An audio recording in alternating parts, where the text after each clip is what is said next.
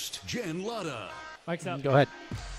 And just like that, Big East basketball has begun, everybody. Welcome into Motor Bar and Restaurant at the Harley Davidson Museum for Marquette Basketball's Coaches Show. Shaka Smart walking in as we speak. We will get with him in just a moment. Chase Ross also here. We will talk to him as the evening goes on. But Marquette coming off of, yes, that's right, that is our head coach walking in, gang. Marquette coming off of a big victory over Butler, 80-70. Coach talked yesterday about how the vibe was different when the students aren't there, and obviously everybody has to bring a little more energy to help the guys get through it. Slow start, especially shooting from the outside. We'll talk about that with head coach Shaka Smart. And Coach, good to see you. How you doing? What's up, Jen? How's it going? Roads are a little treacherous out there tonight, but we're used to that here in Milwaukee and Wisconsin. Yeah, you know, Nevada Smith from our staff, he's from Pittsburgh, and he said to me, people in Wisconsin don't know how to drive without the snow in the snow, and so I got my Wisconsin pride kind of picked up there, and I said yes we do. So we had a little, but it did take me a little while to get over here. There were people driving slow, but understandably. Understandably so. Every time we get that first snow of the season, people get a little more cautious, which is a good thing. You guys coming off a big win last night. Cam Jones, 26 points in 36 minutes. Just one foul for Cam. We're going to talk about that as the show goes on. Stevie Mitchell, David Joplin each added 15 points. They also combined for 15 rebounds. That was a big story in the game as well. What was the theme of last night's game and why? Well, sometimes I'm able to tell you the theme, and sometimes I'm not. But this one I'll tell you. I always figure if someone has told me the theme, it means you've said it's okay for me to know. Well, I wouldn't assume that. No, the theme last night was something we call ROC, regardless of circumstances. Actually comes from your guy, Nick Saban. That's what the best teams and best performers are able to do, is regardless of circumstances, still take a championship mindset, take the right approach. And I kind of had a sense that we might not shoot the ball well last night. And so that typically that's one of the circumstances for teams or for players that can really mess with your head, because you take a lot of pride in your shooting, take a lot of pride in the ball going in the basket. But I thought our guys did a tremendous job of having a winning spirit and a connected spirit for 40 minutes. And that's why we were able to, stay hanging there in the game, even though we didn't shoot the ball well, rebound the ball as well as we did, and then find other ways to win. 6 of 30 from outside, 2 of 15 in the first half, a little deficit at halftime. What was the message inside the locker room at halftime? I assume no panic. I actually told the guys I love where we are based on the fact that we're 2 for 15 from 3. And I think it was a 3-point game. So, there was no panic at all. We learned a lot, and not that they have anything to do with one another, but from the last home game against Butler last year, which was kind of, if the fans remember, it was like an anomaly game in terms of the energy on our team and in the building in Fiserv compared to pretty much every other game. Tyler was kind of out to lunch that night. Our team, struggled a little bit with just coming off of a loss, which we were normally really good about. Sean got hurt that night, so it was a bad spirit in the building that night, which is something that we try to specialize in. So we said, hey, we're going to be the opposite of that, again, regardless of circumstances, and I thought our guys did a great job. Led by Stevie Mitchell, Mr. Superman. You always talk about connectivity for this team, and you are very connected to them as well. You just said you had a feeling we might not shoot the ball that well. Why? Well, a lot of times first game of conference play, you want it so bad. The way that Butler defends us and have defended us, for multiple years, they really almost dare you to shoot, and it kind of can mess with you a little bit that you're as open as you are. They really pack the paint. And, again, watching our guys in practice, coming off of, the Dayton game, I could tell that, it's like there's two sides of desperation. It's good and also can lead to a little bit of anxiety. So, but the good thing is there's other ways to win. Over the summer, I called, in my opinion, three of the best offensive rebounding coaches or their teams are of the best offensive rebounding teams. And I just picked their brain on how can we be better? What can we steal from you guys? And last night was the best offensive rebounding night we've had in the three and a half seasons that I've been here. Yeah, I think 20 was the number. That's never happened on one of your teams before. I think 25 I saw was the record, but 20 for a team that you're. Well, let's go get 25. Let's go get 25. Although exactly it does require you to miss a lot of shots. That's exactly right. Yes, it is the other side of that coin. So one of the things I love about you is your willingness. There's a lot of self-awareness. It's a willingness to go out and seek answers that you don't necessarily have at the time. Where did that come from? Professor in college that understood how to write about history, and certainly in sports as well, in basketball. How well is your team implementing those things that those coaches told you about rebounding and making those improvements? Well, not bad. Pretty good at times. I think that one of the humbling things you learn as a coach is the best way to get better at any attribute on the court is through recruiting. So you can implement whatever you want in terms of coaching and strategy and, practice drills and those sorts of things. But if you go out and you recruit someone that's really good at that attribute, then your team's going to get better. Or if you graduate or lose someone that's really good at that attribute, then you're going to get worse. And so I think our guys are doing a better job. One of the things on the offensive rebounding side that all the coaches that I called said is, there's a huge difference between going after the offensive rebound a second after it's left the guy's hand and going after the offensive rebound as the guy's rising up to shoot. And that's a nuance. That's like 1 second, 1.5 seconds, but it makes a huge difference, and our guys last night did a terrific job of that. There's a little bit of anticipation there. We're going to talk to Chase Ross, who people have compared to a defensive back in football, not to bring everything back to football, but some of the best defensive backs in football, They have an elevated, a heightened anticipation skill. Well, his dad was a big-time defensive back at Texas Tech, and he and Chase, you'll have to ask Chase about this, they have this running kind of back and forth about who in their prime was a better athlete.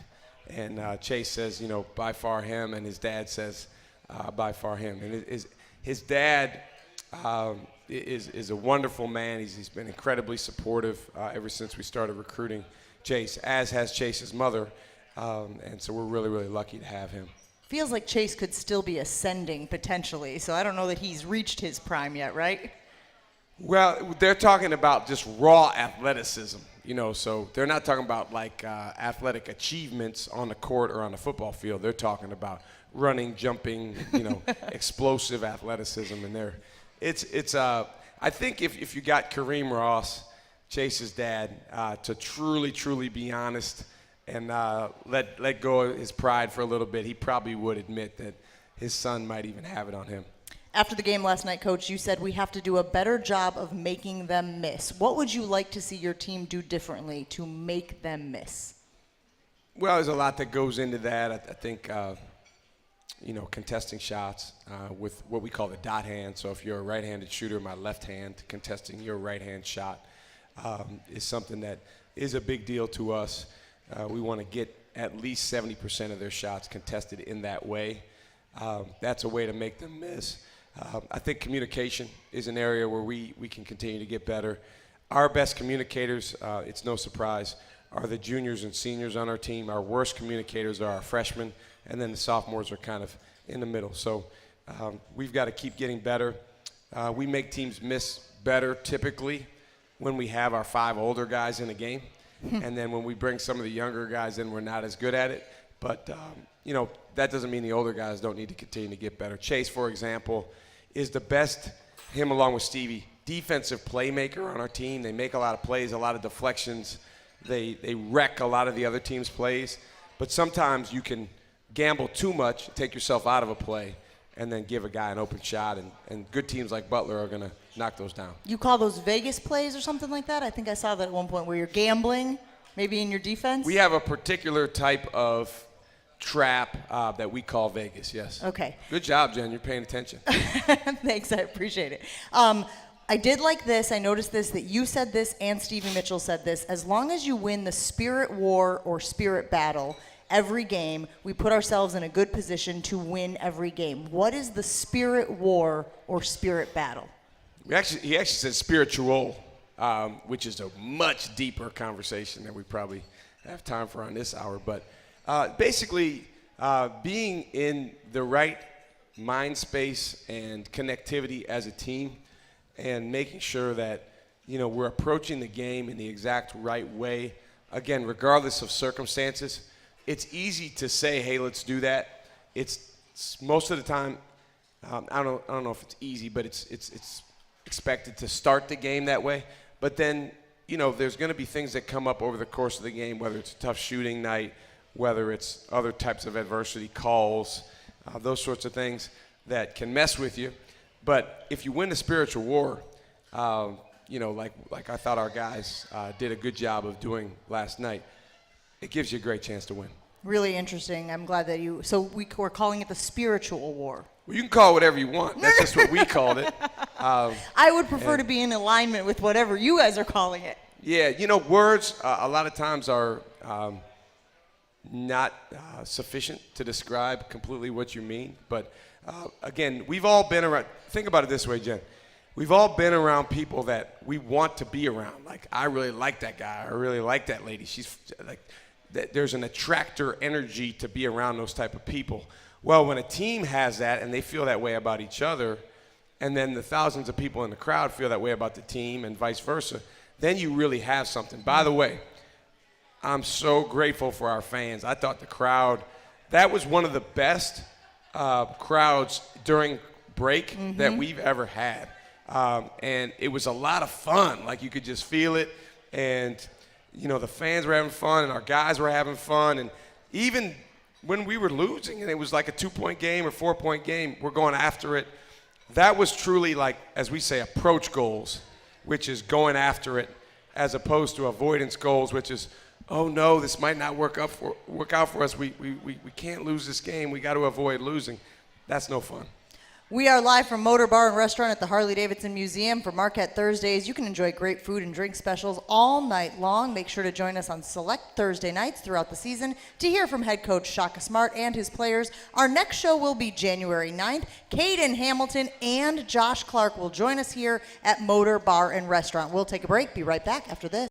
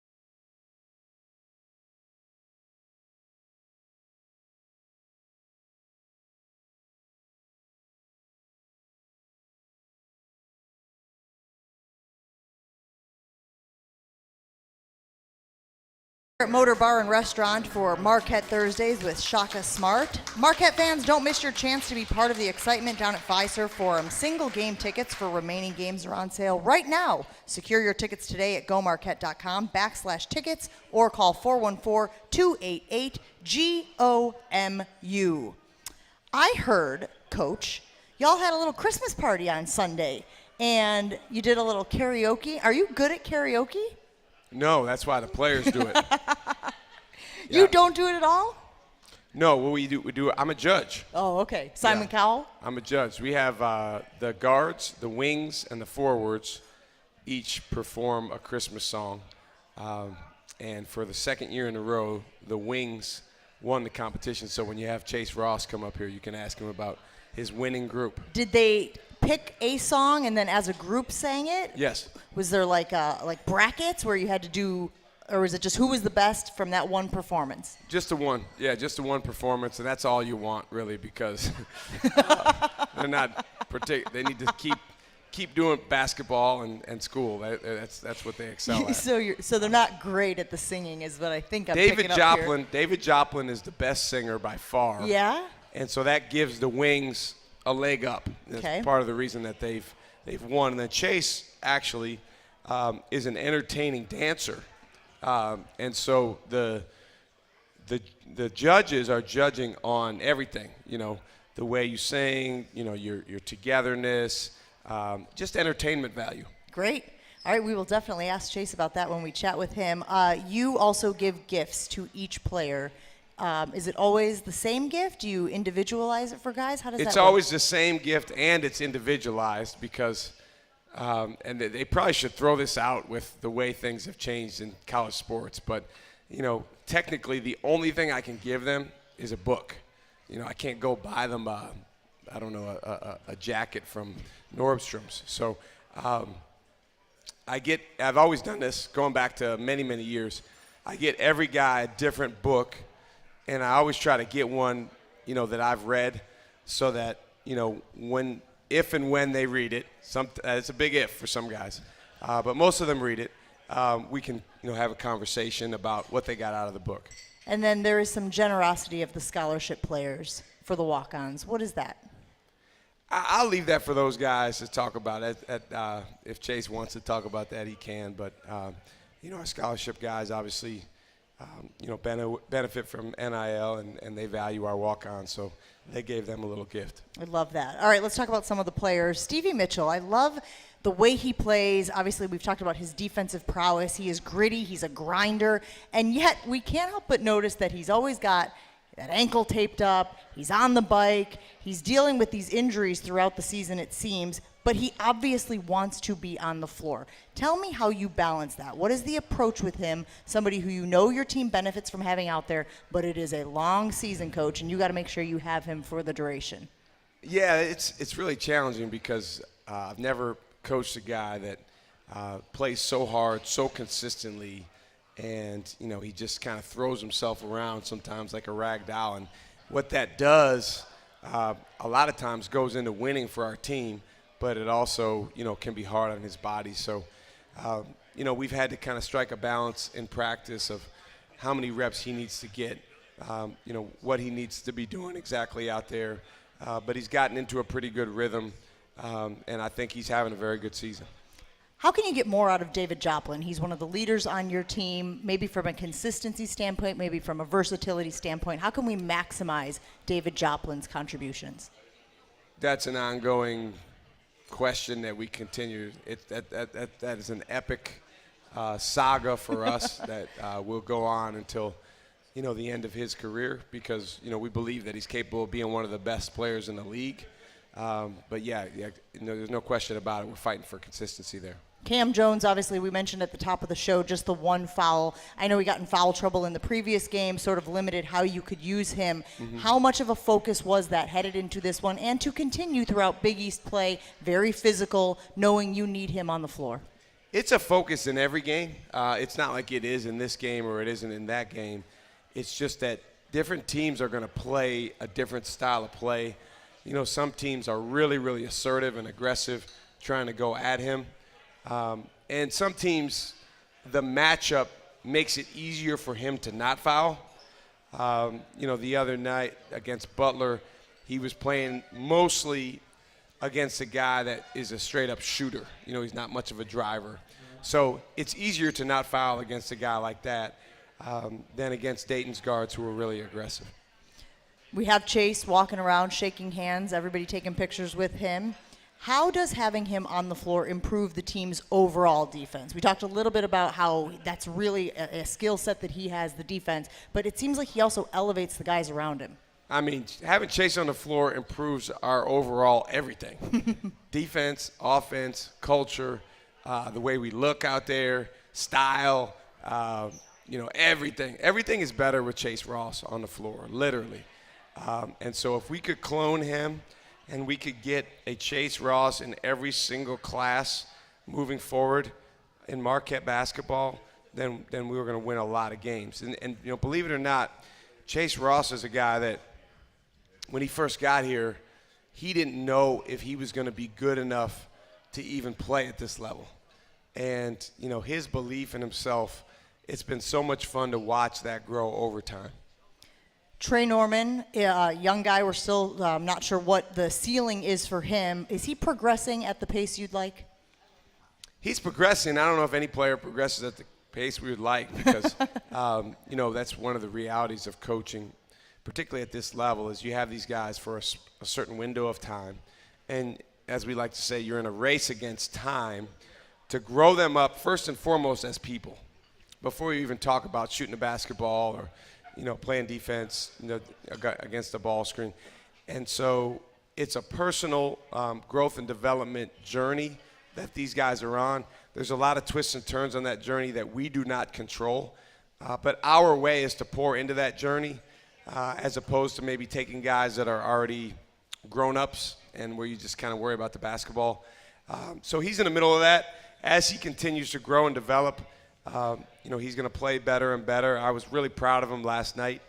In fact, 3 out of our last 5 games, he's won the Multiplier Award, which is the award that goes to the guy on our team that has the biggest differential between the offensive points per possession when he's in the game and the defensive points per possession allowed when he's in the game. Basically, good things are happening when that guy's in the game as it relates to our defense compared to our offense compared to the other team's offense. Sometimes when you're in a spot where you are continuing to evolve, you need that proof of concept. You need to see for sure how the team is benefiting from your presence. That's a great point, Jen, and that's where all of our young guys are.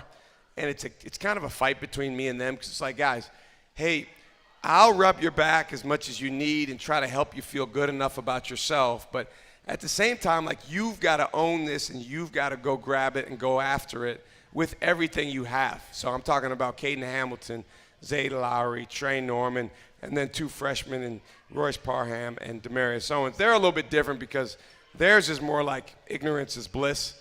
They're just out there like, they don't know what they don't know, and they're so young and talented. But it is hard. You play at this level and you compete against these teams. It's a challenge, and it's a war. And it does require you to have a level of sturdiness personally in yourself, knowing that you're okay so that you can go after trying to do something hard even when you don't know if you can do it yet. Hanging out with Shaka Smart here at Marquette Thursdays with Shaka Smart. I know people are super excited to get Sean Jones back on the court. He continues to get healthy. You have coached guys who have dealt with serious injuries, who are coming back from serious injuries. Describe to us the mental hurdle sometimes of being able to convince yourself that you are healthy enough to get back out there to compete, because there is that anxiety, there is that fear that it could happen again. Absolutely, and that's honestly the last step for Sean. And that's not something that you can really micromanage as a coach or even an athletic trainer or team doctor. We've got a guy actually at Marquette. His name's Kylie. I don't know his full name, but everyone calls him Kylie. Sharp guy. He's dealt with literally tens of thousands of athletes that have had ACL reconstruction surgery. This guy's an expert. And so he can give you all the sports science and all the analytics and, here's the chance of re-injury and here's when it's fully healed and all these things. But at the same time, and he says this, that last step is the mental hurdle of the player, really being able to overcome, some of the doubts, some of the challenges, and that's certainly the case with Sean. All right, we'll take a break here on Marquette Thursdays with Shaka Smart. Remember, don't wreck a great time. The Marquette Golden Eagles remind you to drive sober or get pulled over. Visit zeroinwisconsin.gov to learn more. Zero in Wisconsin. Together we can save lives. Wisconsin DOT. Chase Ross, are you ready to come up and hang out on the microphone? Shakes his head. Nope, no, thank you. We're going to make you do it anyway. That's next on the Marquette Basketball Hour.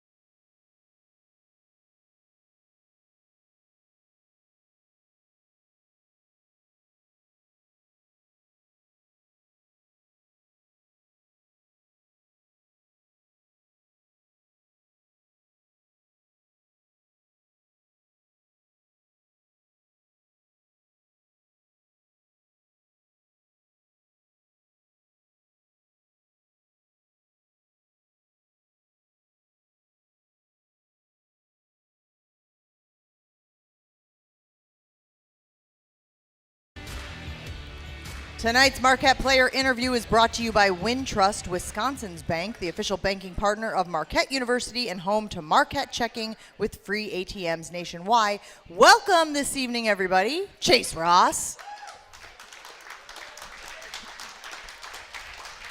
I have so many things I want to talk to you about, Chase, and you're so happy to be here. You already told me. He said this is the worst part, having to talk on the microphone. But I want to start with this. There's a great article in the Milwaukee Journal-Sentinel about you and your relationship with defensive backs in football.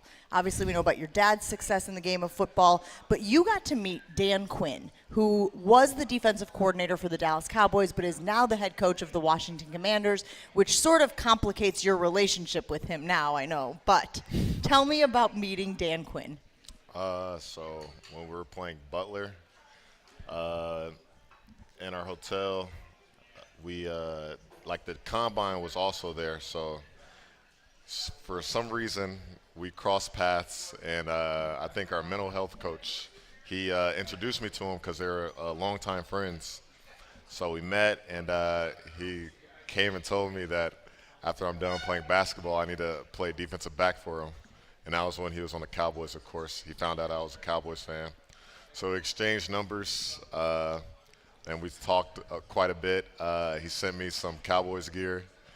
And then when he got the job at the Commanders, strings were cut. It hurt your heart, didn't it? A little bit. A little bit, yeah. So one of the reasons that he was so impressed with your athleticism is something that we see on the court all the time when you're out there on defense. Where does that come from? Obviously, you're very gifted just athletically, but it feels like you have an anticipation for what the play is going to be, and that's a big reason why you're able to get those deflections. Is that fair? That is fair to say. I will say I do, like, some of the stuff, I just gamble. Try to. Yeah? I be trying to get the ball a lot. Coach, if you ask him, he wants me to stay solid, but I be wanting the ball so much, I just try to go out of my way and go steal it, even if it's not supposed to happen. So. What is the biggest key to being a disruptive force on the court? Just reading the players, the opponent's eyes. That's what I like to do when I'm on help side, or just seeing where they're about to go or what they're looking to do. I try to read what they're about to do, and then that's how I get my steals and blocks, my deflections. Do you try to be as familiar as possible with what the other team wants to do, what they have done, what they do in certain sets, things like that? You and I were talking, and your favorite football team is Ohio State. I just did a piece with Caleb Downs, who is one of their superstar defensive backs, and he told me that when he was real little, he was studying film, and that at some point at this stage, you've seen so much that when something is lining up a certain way, your brain already knows what they want to happen. Is that sort of how you've been able to have success there? Yes, I definitely watch the opposing team's plays and like actions they run. So when I see that they're running the action that I've seen on film quite a bit, that's when I start either overplaying it or trying to bait them into thinking it's open and then taking this ball away. And you've been very successful at that. I think last check you were leading the team in deflections. Do you still? Of course. They're coming for your crown, though, man. You know that, right? I know.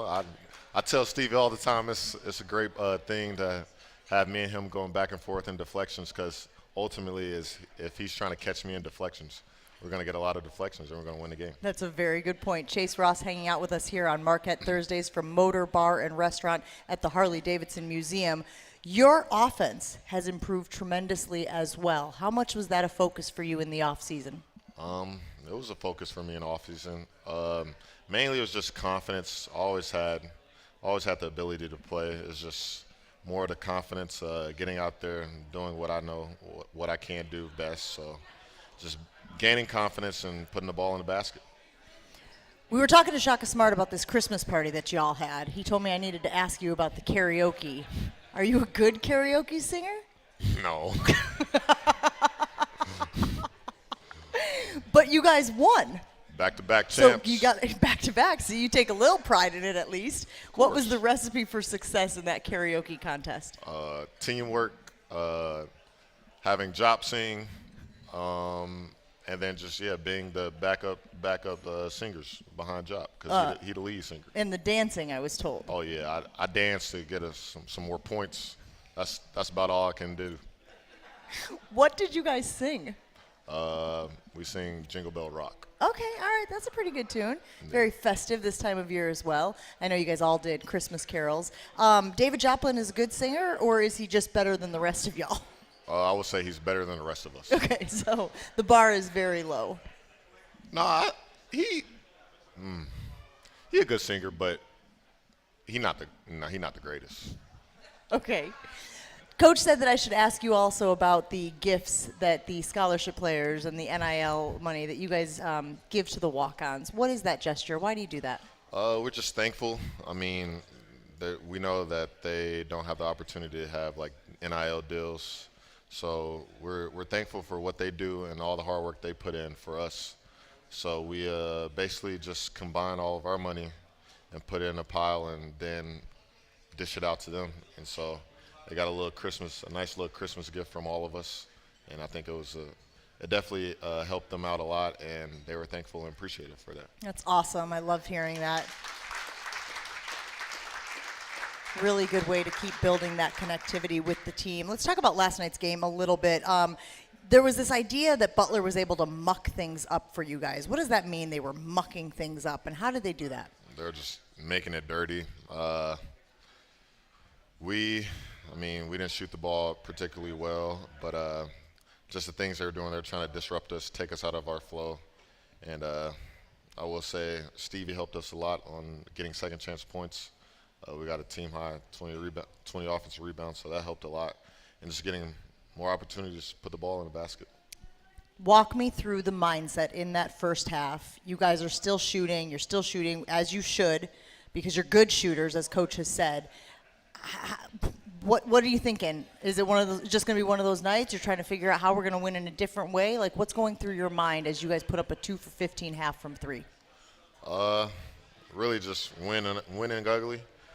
We see how the game is going. We see how the refs are calling it, how we're shooting it. Just stay persistent.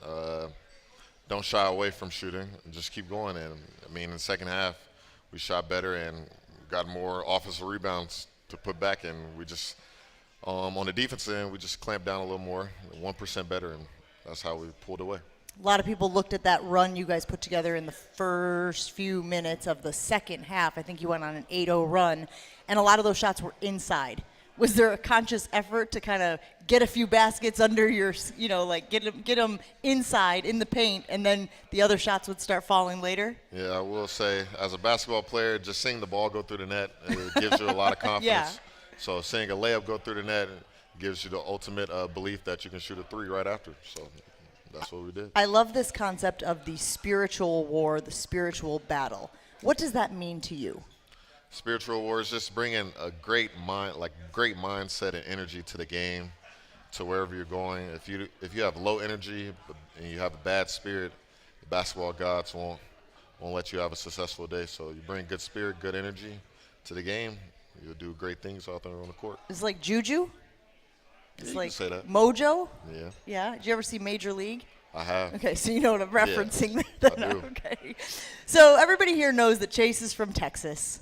We talked about Dan Quinn a little bit earlier and his connection with the Dallas Cowboys. How do you like this weather, Chase? Not a fan. Not a fan.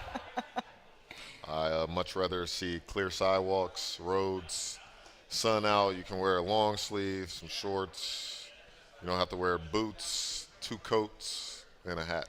You look very good, though, in your winter attire. Just so you know, you're wearing it well. Just trying to stay warm. Yeah, exactly, like the rest of us. Are you a big Christmas guy? Do you get into Christmas? I know it's in the middle of the season, so your attention is certainly focused on the games, but do you like the holidays? I definitely love the holidays, especially around this time. Just seeing my family come together from all different places, and we get to enjoy dinner and just enjoy each other's company. So I definitely like this time of the year. Coach Shaka Smart giving books to you guys every year for the holidays. Are you a good gift giver? I think I'm a great gift giver. I'm a good gift giver. What makes someone a good gift giver?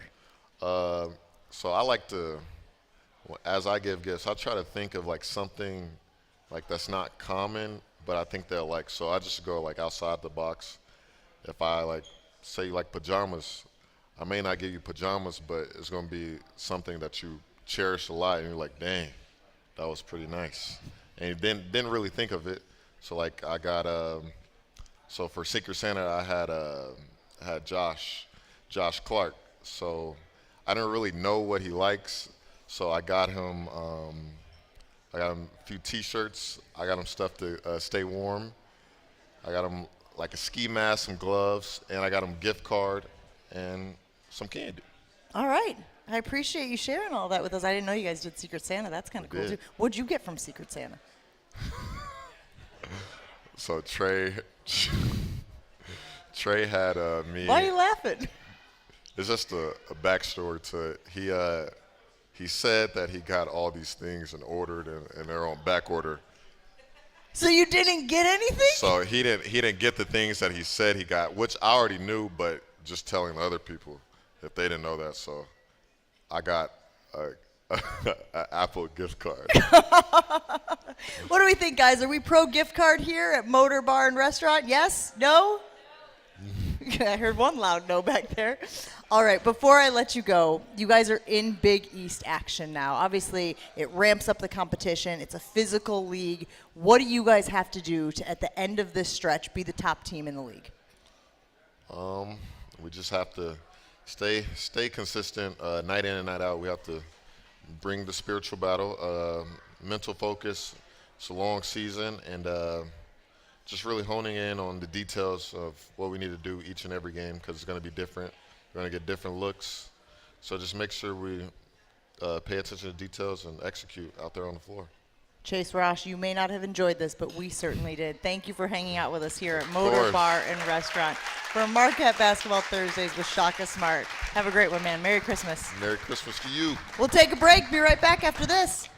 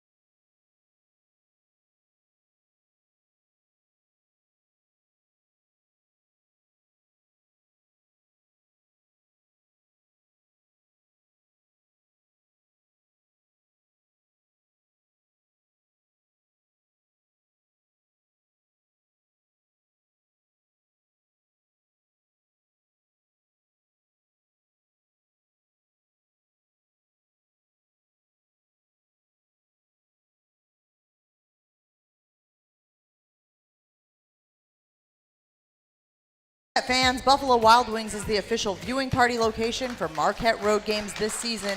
Check out the Golden Eagles watch party schedule at gomarquette.com/BWW. The next watch party is this Saturday, December 21st at the West Allis Buffalo Wild Wings. Marquette is taking on Xavier at 11 a.m. Let's go Sports Bar.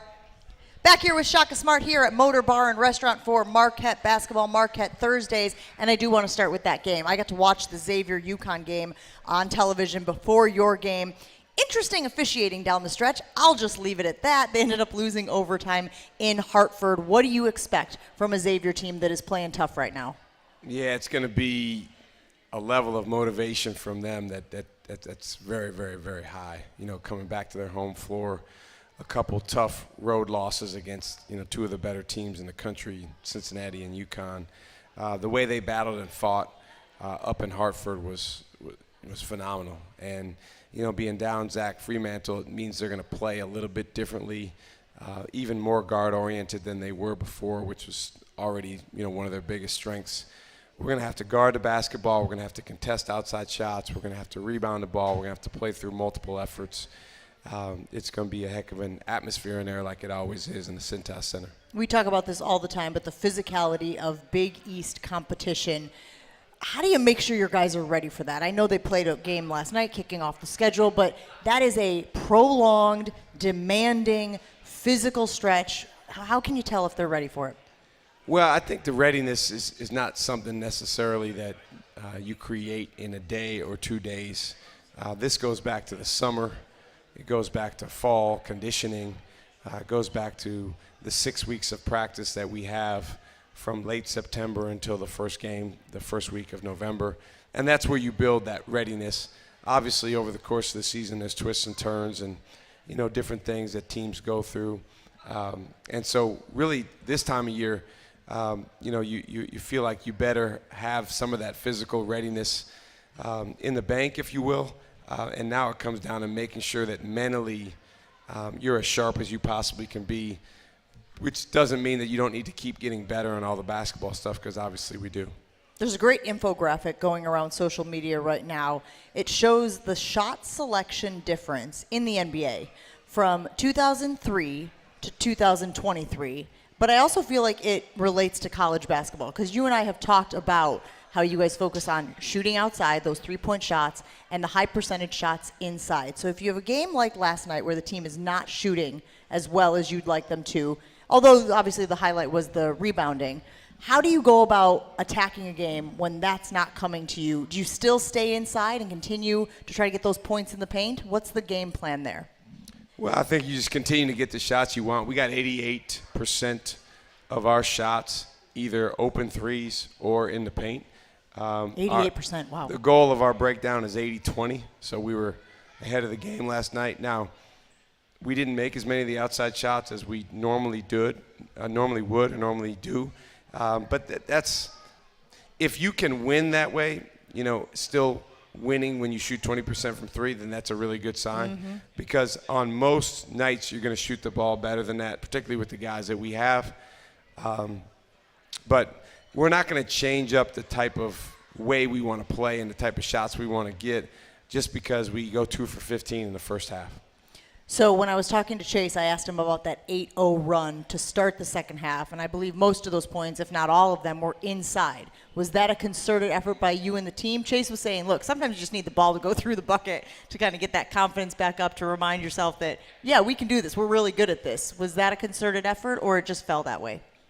Well, it was a concerted effort certainly to drive, but then what happens from there is basically dictated by how the defense rotates. So if you drive and all four help defenders run to you, then you got to pass.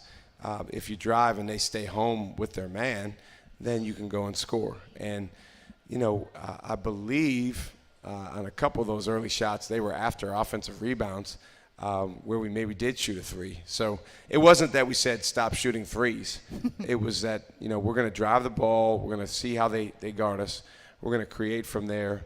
And try to get in the paint. And we did have 52 points in the paint for the game. That's certainly a recipe for winning. All right. He is Shaka Smart. Thank you for hanging out with us, Coach. Are you all ready for the holidays, by the way? You know that it is holiday season as well. I know you guys are very focused on the games, but Christmas is less than a week away. I told the guys today, we've got to win this 3-day war that we're in right now, today, tomorrow, Saturday.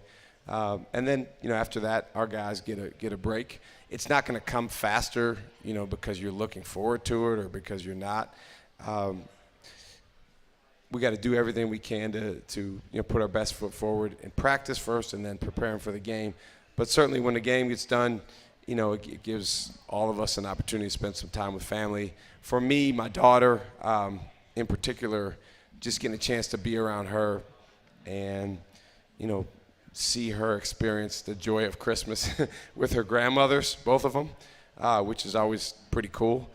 That's the highlight. And the holidays often remind us of the things we are thankful for. Marquette community is thankful for you. I know you are thankful for them. Absolutely. Just another It's the place to be, Jen. Just another great opportunity to think about how lucky we are to be a part of this Marquette community. We'll take one more break here from Motor Bar and Restaurant. We'll send Coach on his way, wrap things up right after this.